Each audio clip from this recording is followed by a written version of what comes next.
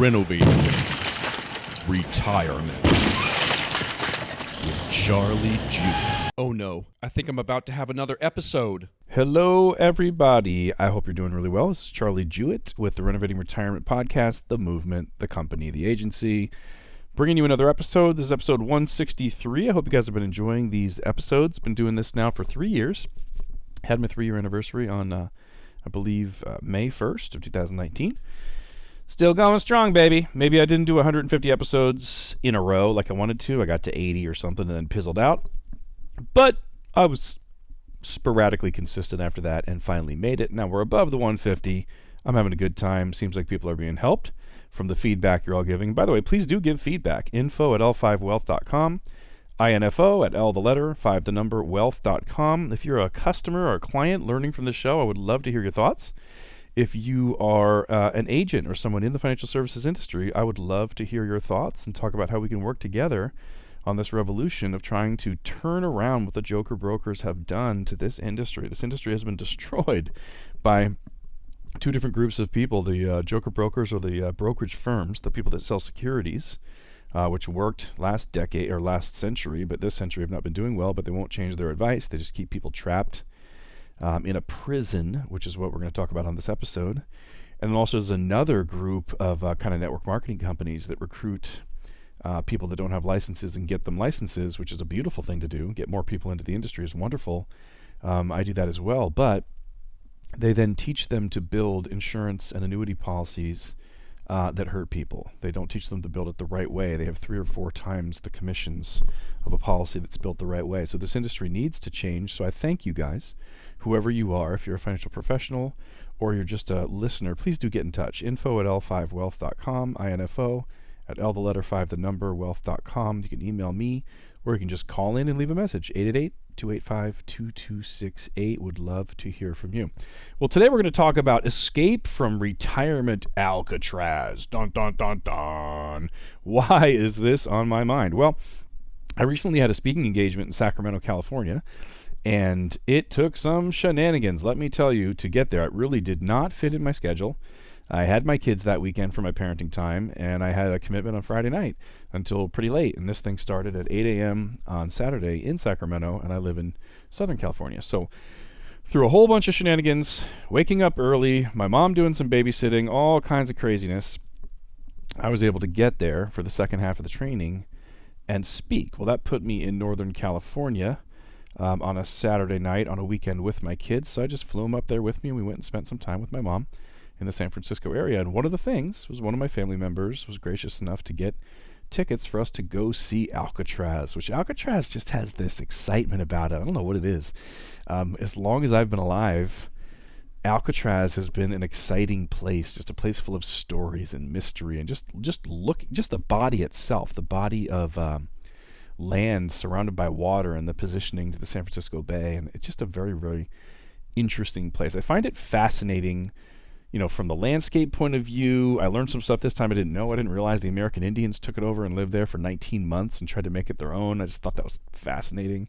The history of the buildings, where you have century upon century of buildings built on top of each other. They said there's all these tunnels and sort of an underground world. I wish there was a tour to take us into those. That would just be really, really cool. But certainly the most fascinating part about Alcatraz has to be the stories of attempted and successful escapes. Although I'm not sure we know if anybody really successfully escaped, but some people certainly got out of the building. That's for sure. I don't know if they got off the island, but they got out of the building. Now the reason people didn't even try to escape, most people, the reason that the escapees failed, the mystery and the stories around the 3 guys that did get out of the building and we don't know if they made it to land, it really reminds me of my career, my last 14 years of trying to help people escape the traditions you've been taught and the jail cell. I mean, just the prison that joker brokers put you in. I mean, joker brokers are like, there's only one way. You have to live here. You have to do only this. You can't do anything else. This is all there is.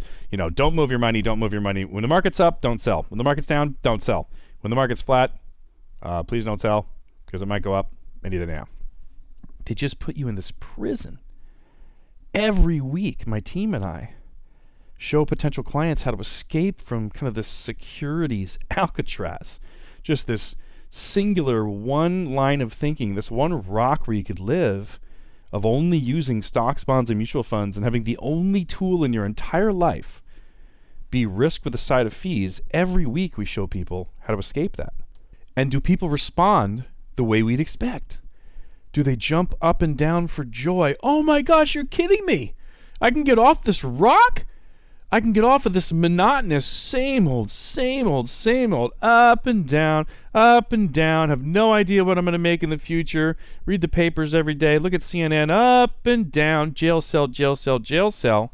You'd think people would jump up and down, screaming for joy, hugging us, saying, thank you so much for showing me the light and bringing the boat to take me back to San Francisco, where I could live on the mainland and be involved in all these parties. They would say, the people in the jail, when the wind was right, they could actually hear the big New Year's Eve parties and things that were going on the mainland. So there was this torture of sitting in jail, knowing that you were a mile or two, whatever it is, from incredible civilization with parties and riches and a variety, tons of different foods and people and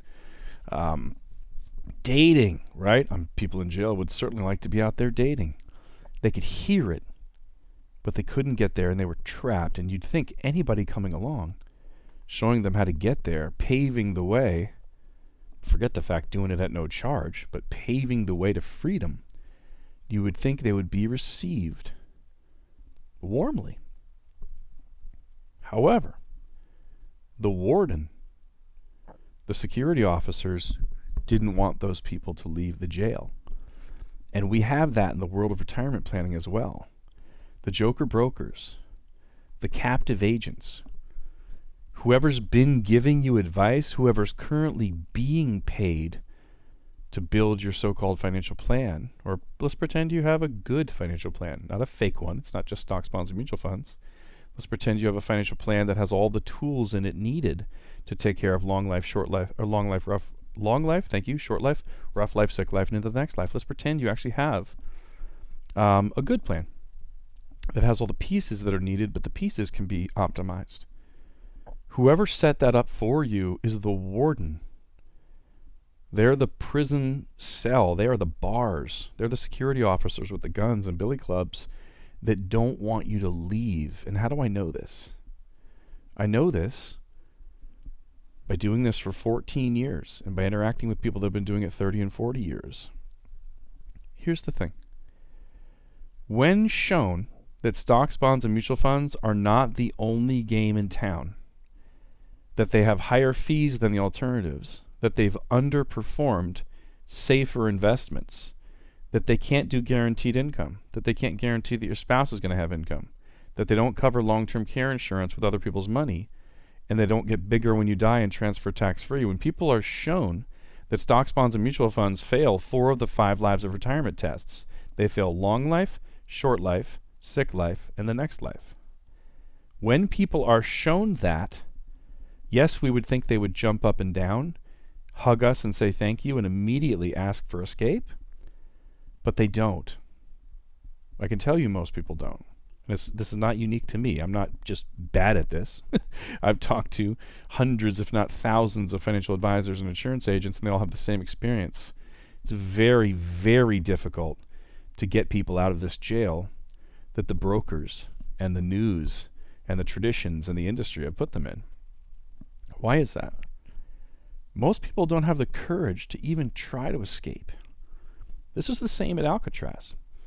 If you look at the history of Alcatraz, where they had 1,500 inmates or whatever the total is over the years they were open, out of 1,500 people, I think there were 14 escape attempts. 14 out of 1,500. It's not even 1%. Most people don't even have the courage to try to escape, although they don't like living there and they'd like to be free. Why is that? It's pretty good. Honestly, after the tour, we did the tour of Alcatraz, which takes about 45 minutes. You wear these headphones, and it tells you where to walk and stand in front of this picture, and it talks to you all about it. I thought it was incredible, actually, to see the holes in the 3 cells where the guys snuck through into the utilities corridor and climb the pipes. I thought it was absolutely fascinating. Most people don't try to escape because it's actually pretty good in there. They said they had really good food at Alcatraz. They got 3 good meals a day where you got to hang out with your friends and eat, right?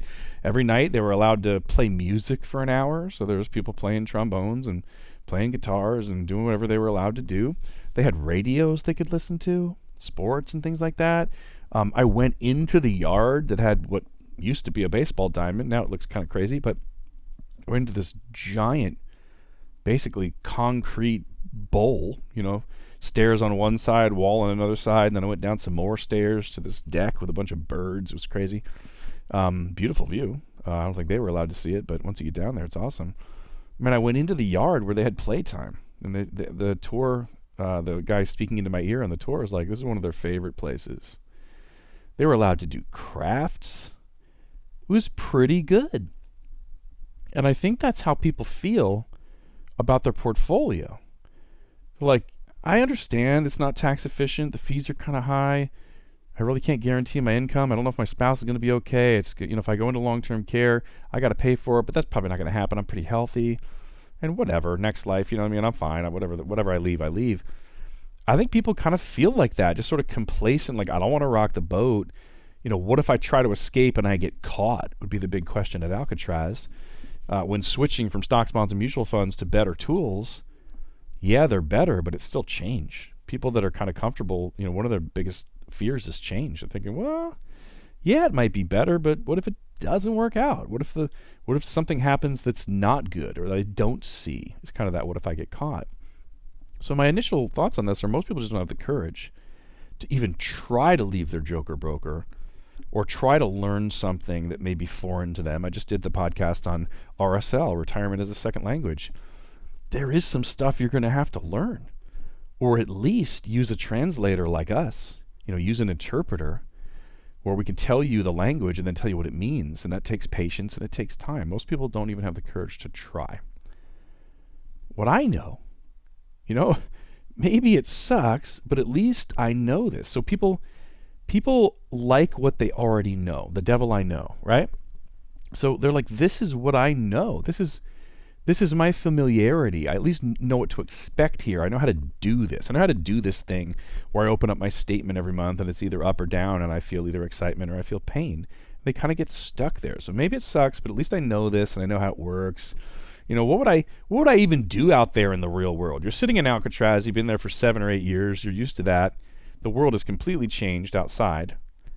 You're like, I would go out. What would I even do if I got to the mainland? I don't know how to get a job. I'm dressed in prison gear. Where do I start? Everybody I know is dead or in prison. I think people, just like the inmates at Alcatraz, people that are in stocks, bonds, and mutual funds, or sort of under the restrictive care of their warden, joker, broker, telling them what is right and what is wrong and what they should do. You do realize most financial advisors don't take the approach that my team does. They don't take the approach of help people see clearly because they're geniuses when they do. That is not what's taught at the workshops we go to. You go to any training seminar on how to be a financial advisor, what they're teaching you is how to set up an environment that's so fancy and how to set up a sales process and language, reach across the table, touch them on their arm, how to use manipulation techniques, rapport building, which to look at, come on. What the industry teaches is how do we build rapport, make you feel good, earn your trust, and then tell you what to do. Now that really wouldn't be wrong if when the industry told you what to do, they told you what was best for you. I mean, come on, brainwash me to do what's best for me. I would love that, you know what I mean? But they don't. They brainwash you, hypnotize you, manipulate you, and trick you into listening to them tell you what to do and be your, quote, trusted advisor so that they can put you in what's not best for you and what's best for them. And that can't be argued. I mean, if we were on a TV show and randomly collected 1,000 financial plans, it's not a joke, guys. This is why nobody will debate me. I've been asking for over 3 years. There's not a single financial advisor in the country that's ever even emailed me or called me and said, I would debate you. I'd give it a try. I think I'm the best. And if I'm not the best and you beat me, I just learn from you anyway, and that's good for everybody. That's the reality of it. I don't care if I lose. If somebody beats me, I just learn from them. I mean, I have a guy in my life right now who's got 31 years experience and I'm at 14. And we didn't know each other. And we crossed paths in a very similar missions. And we're going through case design and looking at policy design and which products are out there. And I'm learning some things from him. I love that about life. I love that. I'm not perfect and I don't want to be. I'm just sharing the things I learned last month and last year and in my first year. And I'm going to continue to learn and get better and better and share them. I don't know why nobody will debate me, but if we did have a TV show and we collected 1,000 financial plans that were built by local advisors, let's say, you've heard me say this before, it's not a joke. Easily in 2 to 5 minutes, I could take any one of those plans, and so could the people on my team, the advisors that we've trained. We could take any one of those financial plans in 2 to 5 minutes and show the client how to make it better at no cost. Because most financial plans aren't even financial plans. It's just a conglomeration of risk. It's just potential with a side of fees. It's just maybe it'll go up, maybe it'll go down. Well, what can we plan on from that? What income would you even take from something like that? It used to be 4%. Now it's down to like 2.8 or 2.84 if you were trying to guess, and that's still not guaranteed. The industry is a disaster, like living in Alcatraz. But your joker broker, your warden, does not want you to go, and they will wield that billy club. They will wield that gun if you try to leave. Trust me, even if they got paid one time and they'll never be paid again just for their ego alone, they do not want you telling them you're leaving and that they're going to lose a client. It does not feel good for their poor, poor little egos. So what if someone actually builds the courage up and tries to escape? We know at Alcatraz this happened 14 different times. And there's 3 guys who got out of the building and off the island, and everybody still talks about, are they alive or are they not alive? Because they didn't find their bodies, so we don't know. When someone actually does build up the courage to say, this is my money. This is not my broker's money. I worked for this. I saved this. I can pick any of the 1.1 million insurance agents that are licensed in the country today. I can pick any of the 7 billion people on the planet to give me financial advice or help me see clearly or be my windshield in this industry. I'm not stuck with this one person that I picked a while ago doing the best with the information I had. I've got new information now, darn it all. And the world has changed. Taxes have changed. The stock market has changed. The age of the baby boomers has changed. The real estate market has changed. Everything's changed.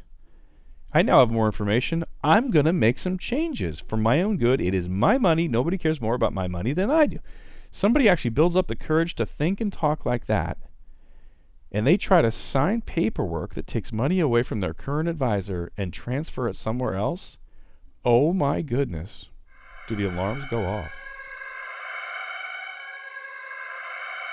I mean, their broker's going to try to shut the door on that so fast. If someone did get out of the building at Alcatraz, there were 3 things that were really, really dangerous for them in trying to swim from that island to the mainland in downtown Chicago, or downtown San Francisco. Chicago, right? That'd be a heck of a swim. So trying to go from the mainland or going from Alcatraz to get to where civilization was in San Francisco, they had the current, they had the temperature, and then they had the sharks, baby. So I want to use those 3 as an analogy to say when somebody tries to leave their broker or their bank or their local independent agent who's supposed to be doing comprehensive financial planning, when somebody tries to leave their current warden advisor, the current, the temperature, and the sharks are what probably stops them. What's the current? The current is what everybody else is doing. So in the San Francisco Bay Area, the current just means you're going to get washed out to sea or whatever it is. You're going to slam against the rocks. It's just really strong currents. My analogy for this industry, the current is if you try to do what we teach on this show, if you try to do what's best for yourself, you are going to be swimming so far against the grain. I mean, you're going so far against the grain, swimming upstream. Everywhere you go, the news, the TV, the conversations around you, your neighbors, your family, everybody's going to be telling you what you do is wrong. Some of them, if you have a good relationship and if they're smart and they have courage, you might win over and they might help themselves as well. We get referrals all the time. That's great. But I'm telling you, the majority of the people in this country are going to freak out, be simple-minded, and tell you what you're doing is wrong. And that current is very difficult for people to live with. There are people that don't care about that stuff. I truly do not care at all which way the current goes in any of the industries I've been in.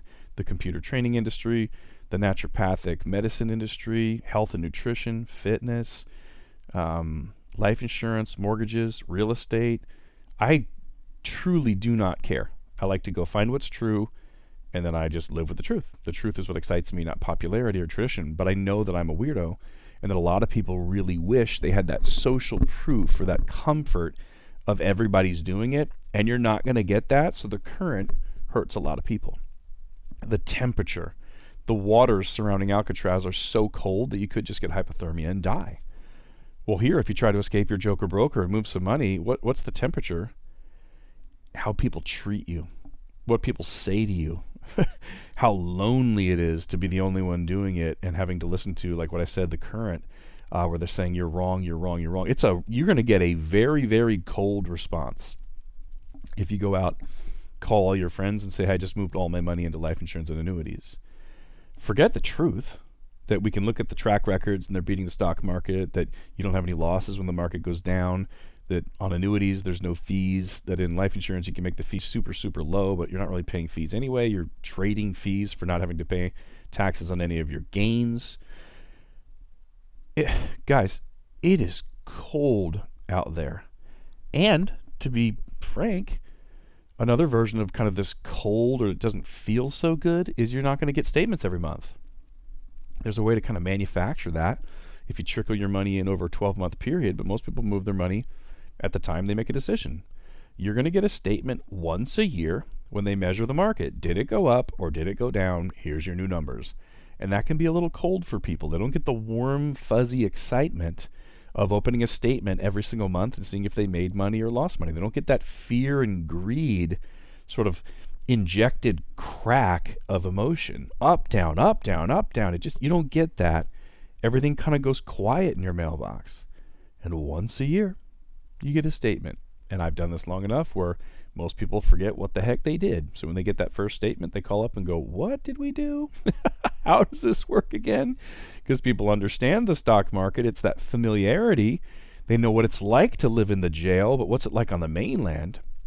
You switch over and it's just a new world. It's kind of cold. The temperature sometimes makes people change their mind and go back to what's familiar. Last but not least, most importantly, the sharks.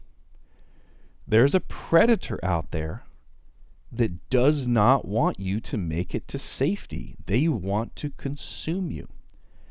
They want you for their own benefit. They've got an agenda to eat, and they'll eat you as you try to get from the island to the mainland in San Francisco.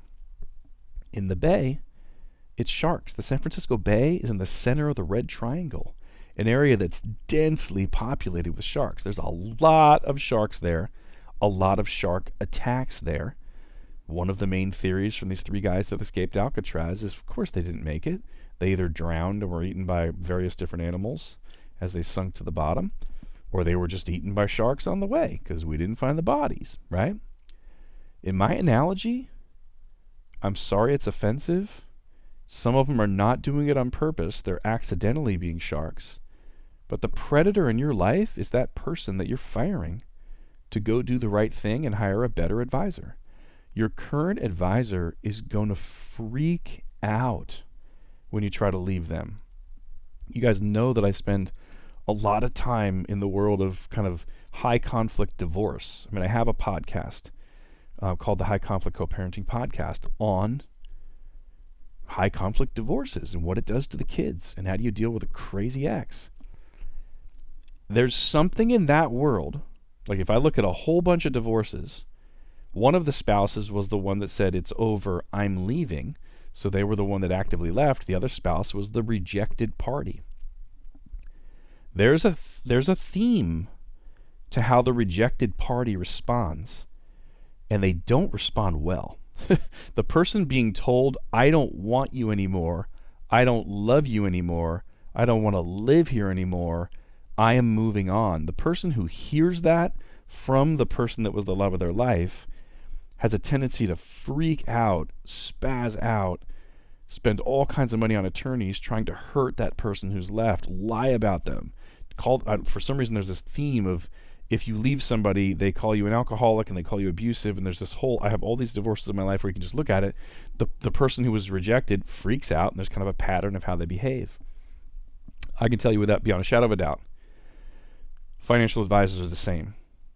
You try to leave a financial advisor, they're going to turn into a predatory, bloodthirsty shark and do anything, lie, cheat, and steal to make you scared and to consume you and bring you back into their fold so that they can eat. It has nothing to do with you. And one of the things I teach is if you try to leave your advisor and you get anything less than, it's been wonderful having you as a client, I understand you're moving on, if you ever change your mind, I will be here for you. If you get anything more than that, or less than that, I don't know which way is the appropriate way to say it, but if you get anything negative where they're attacking you, trying to stop you, telling you you're making an incredible mistake, using persuasion as opposed to data, right? I would also say, if you switch from Joker Broker to annuities and life insurance, and they say, oh, well, we can do annuities and life insurance, you immediately disqualify them. Because if they could have done that for you and they didn't tell you about it, you should have fired them a long time ago. They're not doing their job. Their job is to tell you about everything and show you what's best, not to wait for someone else to do it and then say, oh, I can do that too. And they just get to be lazy. Guys, the sharks are what stop most people from doing what's best for themselves. I want you to hear these numbers. The most successful advisor that I'm aware of, so I'm a part of a group of 850 of the top advisors in the entire country. That group is the most successful at what they do, gathering agents who do a lot of business. They're the biggest of their kind. So I'm part of the biggest, group of people that move the most money. The guy at the top of that group, number one out of 850 agents, moved about $300 million last year of client money. He's got 6 advisors on his team. In Connecticut, they moved about $300 million worth of client money, teaching the things that I teach: tax-free retirement planning, guaranteed income, etc. He published his numbers in a training that I attended. He published his numbers for all of 2018. They got 1 client out of every 5 people that came to see them, a 20%, what we'd call conversion rate. People that saw their company at a seminar or online or whatever, somehow the prospects that found them said, yeah, we'll come in and take a peek, actually showed up inside of one of their physical offices, because they do all business locally, they don't do it virtually like I do. Out of every 5 people, they came in and actually said, show me what you have. And they said, we have lower fees, higher returns, guaranteed income instead of maybe income, take care of your spouse income instead of leave them destitute, pay your long-term care from an insurance company instead of you pay it, and leave more money behind. So long life, short life, rough life, sick life, the next life, we can take care of everything you need, no problem, better than the stocks, bonds, mutual funds. Out of every 5 people that came in, 1 became a client. And this is the guy at the top of his game, number 1 in the top company at what they do, with 850 of us. That sends a message. A lot of the people, the other 4 out of 5, that didn't become clients or complete their becoming clients. A lot of people start it and then they stop because the current, the temperature, and particularly the sharks come after you. So what's the encouragement from this? I like analogies. I like using my life experiences to record podcasts so you guys can understand why I'm talking about Alcatraz. My encouragement to you is, yes, I think everybody should do this. Yes, I think everybody should have the best financial plan on the earth. And if stocks, bonds, and mutual funds start to outperform annuities and life insurance over the next decade, we need to consider that strongly and do something different. Just like Now that annuities and life insurance are outperforming stocks, bonds, and mutual funds for 20 years, we need to change our thinking. Yes, I think everybody should constantly have accurate data and have a dynamic financial plan where they stay in what's best for them no matter what their neighbors and family members are doing. It's your money. Nobody cares more about it than you. But I want you to understand, full disclosure, if you try to make a change and do what I'm teaching on this show, it's going to be cold. You're going to be going against the current. And the sharks in your life that want to keep making money on you are going to start trying to eat you and kill you and stop you, and it's just the reality. It's not going to change. Be strong. Have courage. Stand up and be a man or a woman who knows what you want and doesn't let people tell you what to do so they can make money on you. Guys, if you want help getting and by the way, there are easy ways to deal with these sharks. You don't ever have to talk to them. We can write them letters and do phone calls and say, your client is leaving. They've already made up their mind. They're not changing their mind. Please do not contact them at all, or we're going to hire an attorney. And we leave. And if they contact you, you say, I don't even understand the new plan. I've got a new advisor. Here's their number. And you just pass them off to us. You never have to deal. Nobody can force you to communicate with these people. Have courage. If you'd like help, get in touch. info@l5wealth.com, info at L the letter 5 the number wealth.com, or call 888-285-2268. Charlie Jewett and his team will help you, or the agent who referred you to the show and their team. They might be one of the ones we're working with and training. They can help you. Get in touch. I do this because I think you people are the best. Renovating Retirement with Charlie Jewett. But that's all, folks.